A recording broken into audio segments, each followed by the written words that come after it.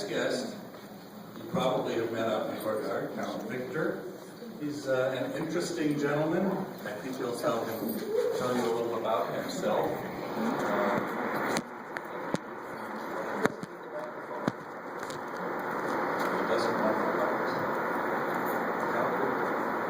I am Count Victor, and yes, I'm a performer, so I am characteristically vain and insecure, and I've decided to record myself so that later on I might both gloat and wallow in what I've done for you tonight. So, to get you all in a festive spirit, I had the pleasure of meeting Tim earlier today. Tim, could I borrow you for just a moment? Coming forward. Tim, we shall entertain these gentles with a jest.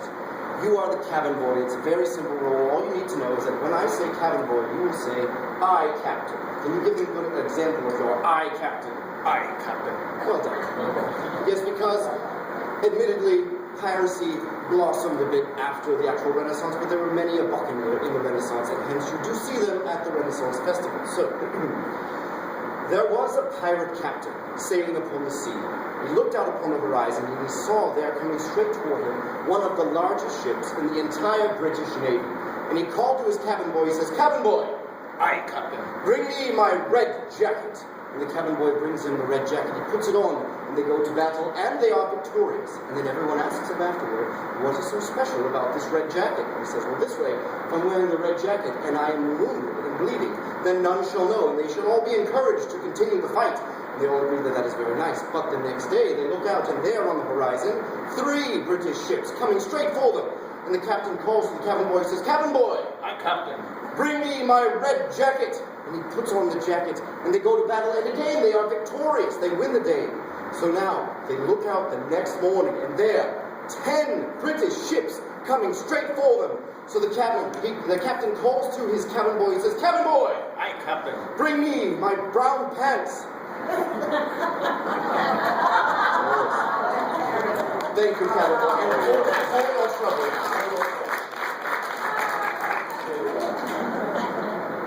Something for you to get you in so that you may come and play with us as you never had in the past. So, Aquarium, this will be a participation for the next few moments that I share with you. By show of hand, how many of you are familiar with the Renaissance Festival? Most. Not Barbara over there. We talked about that earlier, Barbara. You're familiar. Very well. So that's my next question. Most of you, if not all, raise your hand. How many of you have actually been to the Renaissance Festival? All right, about half. Now, the next question, the final one for now. How many of you have been this season? A handful, not so many. So you may put your hands down, ladies. Barbara, other Barbara, at the table of Barbaras. You will be impressed to know that there are changes every year. There is a new act this year, and for example, the jousting. You're all familiar with jousting. This is large, sweaty men on horseback, poking each other with sticks. It's good family fun. So the jousting is in fact different, where in years past, we all pretty much knew who was going to win the joust, because it was the same every time.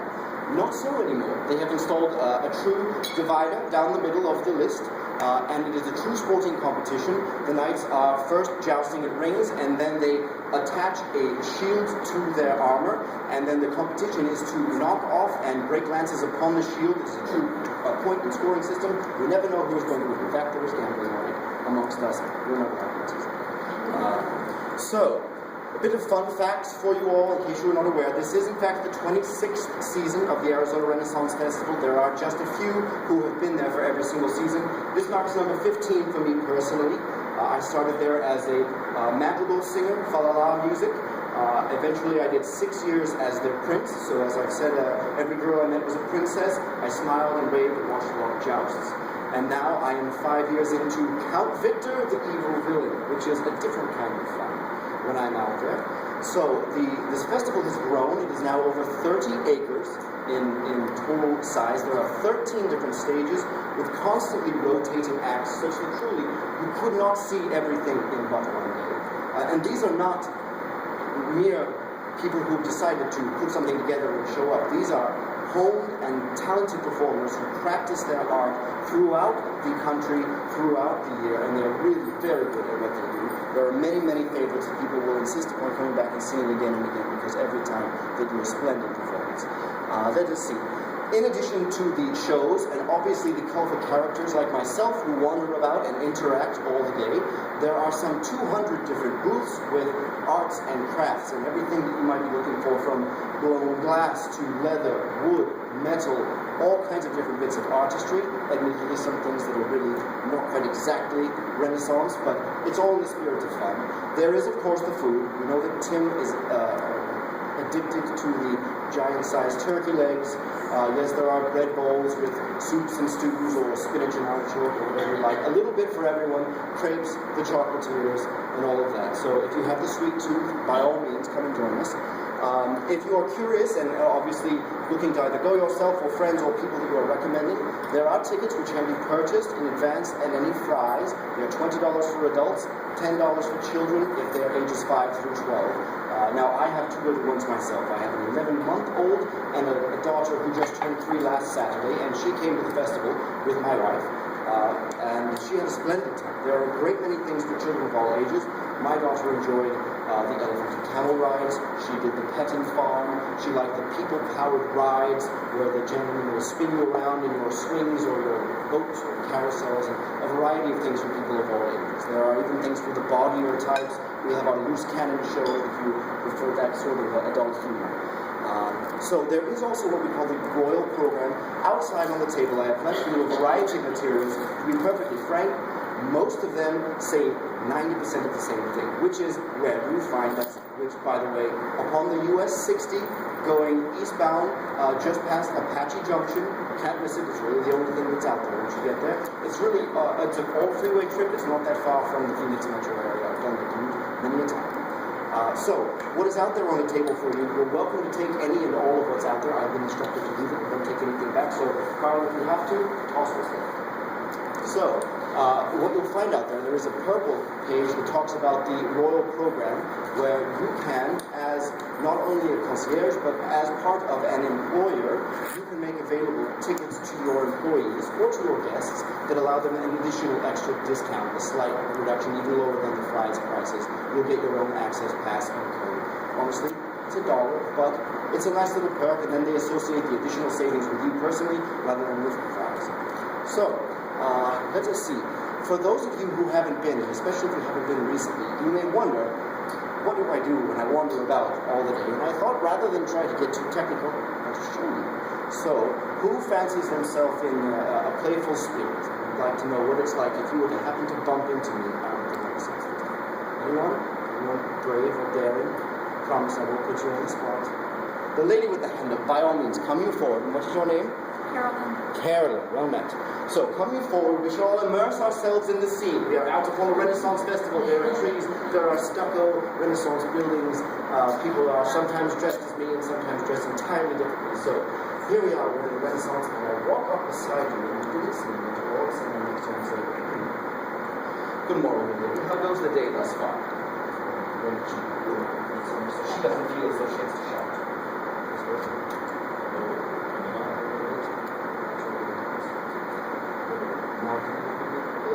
Yes. Good morning, lady. How goes the day thus far? Wonderful, sir. Splendid. And what is your name? Carolyn. Carolyn, well met. I'm Count Victor, at your service. So, Carolyn, a query of you. Have you ever considered a career as a minion, sort of an evil head? Everyone you need to talk to. So, here's all you need to know. Yes, in time, we should like to overthrow the king, but for now, we're starting small. Little missions, working our way up. So, Carolyn, what are you good at? Skills, talents, what? Horseback riding. That's perfect. I'm sure we can find out a wonderful opportunities there. Yes. Greyhound training. Greyhound training is sweet. Hounds of nobility. Don't really see the connection just yet, but I'm sure we'll find something. Now, are you a good liar? And you know, if you weren't, I wouldn't do so. Splendidly done. So I'm sure that you're more than qualified, not to mention you have exceedingly good standards. So, things that you must know as part of my minion society. We have a secret minion hand symbol that we use to identify each other in public. which looks like this. The minion M.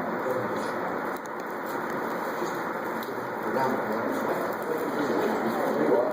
Like this with the fingers, and you have to do this. Now, careful, it's not the top. That's what's good. So, Caroline, if I see thee throughout the festival, I shall show you the secret minion symbol you will show it. Now, if perchance I see you, but you do not see me, do not be surprised if I employ the minion call to gain your attention, which sounds like this. Yes, you may use that yourself, obviously, in cases of emergencies. Now, the final thing of truth is, Caroline, now that you are officially part of my minion society, you must have your very own minion nickname. So henceforth, Caroline, you should be known as Minion Stink Eye. Yes. If you were hoping for something more like Dragon or Thunder, I apologize, we use all the really fluid nicknames there. Stink Eye is very good. So, I will say go out, get into a little bit of trouble if you find anything information, come and seek me out. Very well, now, I'll wait here. You go back toward the sea, go out 5 paces, you'll turn around. How many paces? Stink Eye. 5. Go away. So you got 5 paces, you'll turn it up with your trial run with the secret minion hand symbol. Very well. All right, I'll wait here.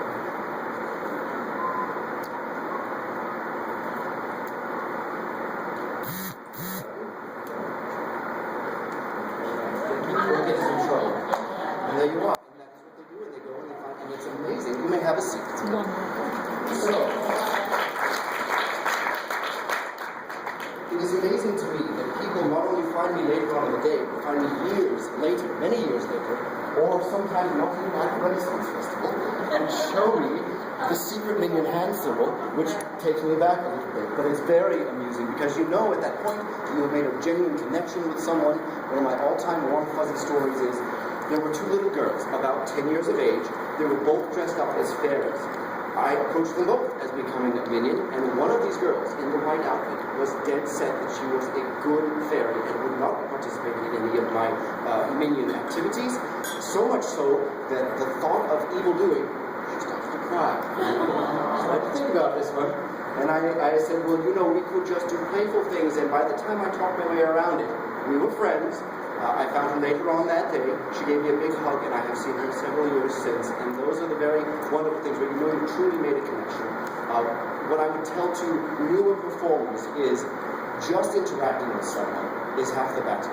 If you're especially good or you have some wonderful connection and it grows into a wonderful thing, that's even better. Ideally, someone like myself can have a conversation with a patron or another participant at 20, 30, 50 feet, and now everyone is involved. But the simple act of paying attention to someone is half the battle, because how often in the rest of life can you simply approach a stranger and have a connection like this? So that's one of the things that is unique to the Renaissance Festival that has kept me back for these 15 years. So, I have a couple of things left for you, a few more things to give away, but I wonder, at this point, are there any questions about the festival itself?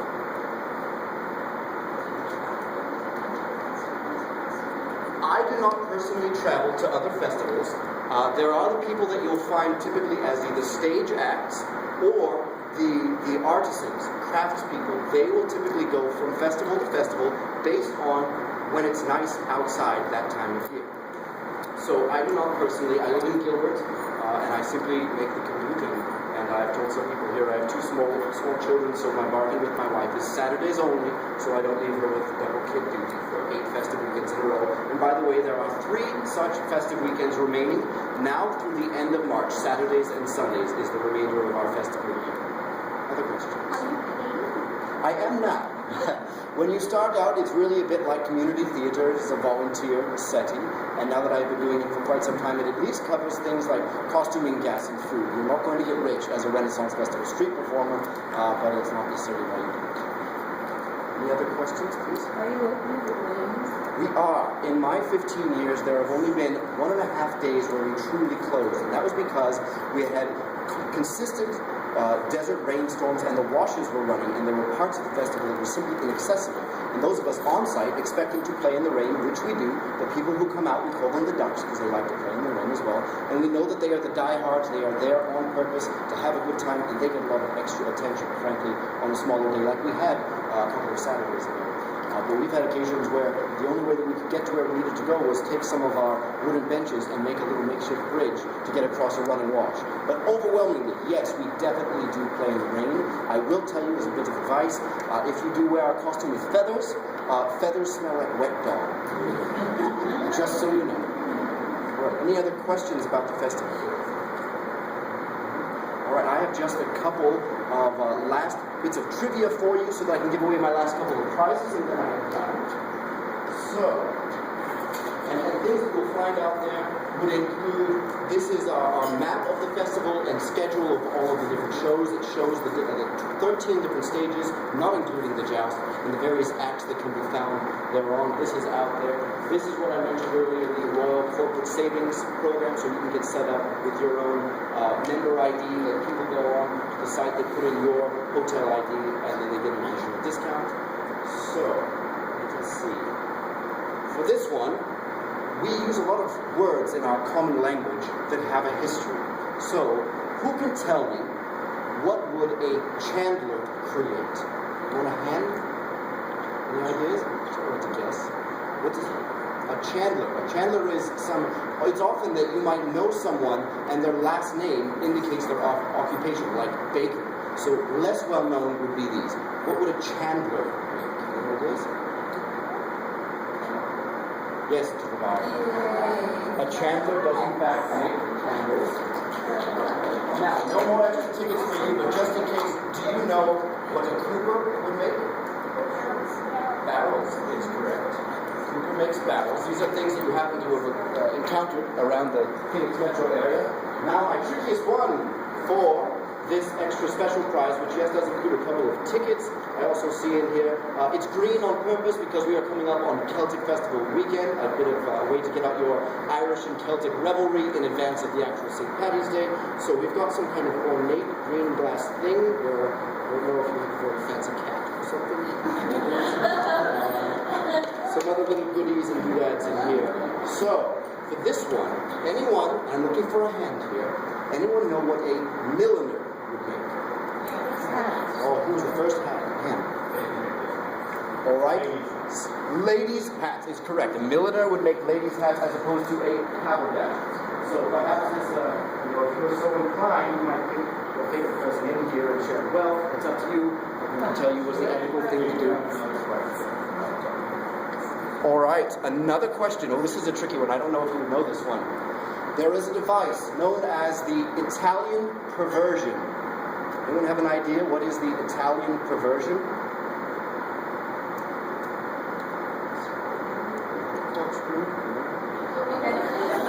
I'll give you a hint. Some of you, let's see. Some of you have one of these on your table.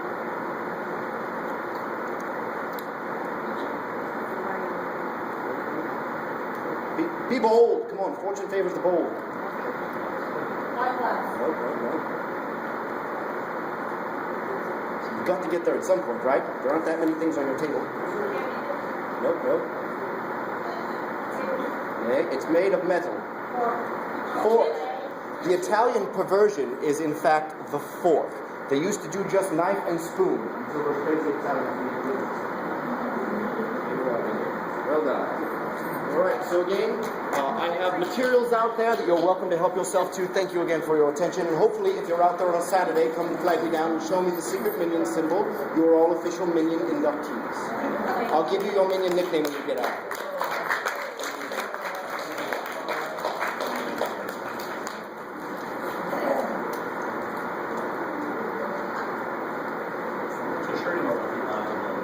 I was wondering where those came from. Just see you out there.